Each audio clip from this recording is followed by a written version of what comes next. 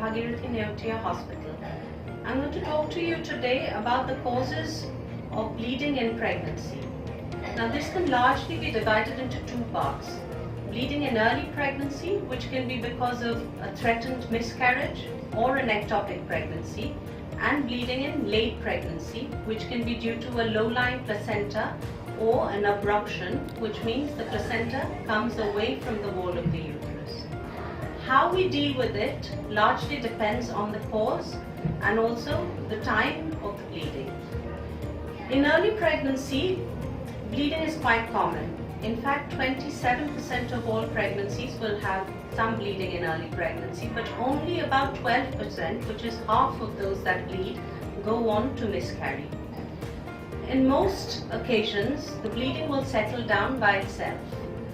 Bed rest, which is often advised, really has no role. Normal day-to-day activities can be carried on without doing any vigorous work or heavy lifting or straining, and it's probably a good idea to avoid intercourse while the bleeding is on. However, there are times where the conceptus, that is the pregnancy that's been conceived, will be abnormal because of abnormal chromosomes. And those are the pregnancies which are recognized by nature, and no matter what we do or what medicines we give you, miscarriage will occur to prevent a defective baby from being born 10 months later. The other reason for bleeding in early pregnancy could be an ectopic pregnancy, where the pregnancy is conceived not within the uterus, which is the normal place for the pregnancy, but in the tube. Now the tube is a narrow structure and there's no place for the pregnancy to grow, and therefore after a time it ruptures or bursts inside, causing internal bleeding. That can be a life-threatening situation, and the way to recognize it is pain. Although that's not a must, in most cases bleeding in early pregnancy accompanied by pain is a sign of an ectopic pregnancy.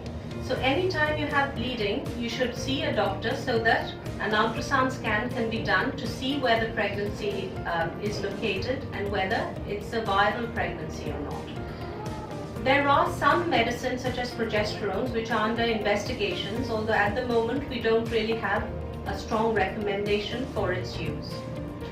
Let's go on to the other causes which can happen in later pregnancy.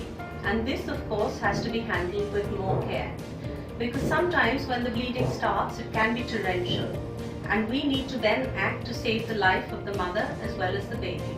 So therefore, if there's any bleeding in late pregnancy, you need to go to a hospital immediately to be assessed.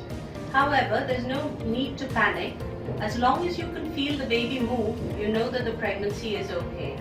So just take yourself to a hospital where they will first put you on a monitor. This is called a CTG, which is pretty much like an ECG for the baby.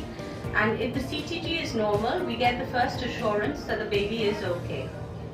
We would then try to give you some medicines if it's a premature baby and that you haven't reached term yet, in order to mature the baby's lungs. These injections are called steroid injections. In a lot of cases, the bleeding will settle on its own and the pregnancy will carry on. And if we can determine that the baby has not suffered due to this bleeding, then the pregnancy would be allowed to carry on. However, if the bleeding occurs at the end of the pregnancy, after you've reached term, then it is common practice to deliver the baby so as to prevent any further complications later. One of the other causes of a small amount of bleeding in pregnancy, which is not worrying at all, is show, which is something where you get a bloody mucus coming out through the vagina just before labor, and that's a sign that labor may be impending. It just needs assessment by the doctors, and they will then guide you as to what to do. So these are the main causes. The one that I have to mention, which can be the most worrying, is abruption. Now, abruption is where the placenta comes away from the wall of the uterus, and that can make the uterus hard and painful, accompanying the bleeding. If that happens and we find that the baby is not coping or the bleeding is very heavy, then we are left with no option but to deliver the baby on an emergency basis. The other cause that we mentioned earlier was placenta previa, which is a low-lying placenta. Now, low-lying placenta means that the placenta covers or comes near the neck of the womb, which is called the cervix. And if that is where the placenta is situated, then bleeding can be spontaneous, recurrent, but usually painless.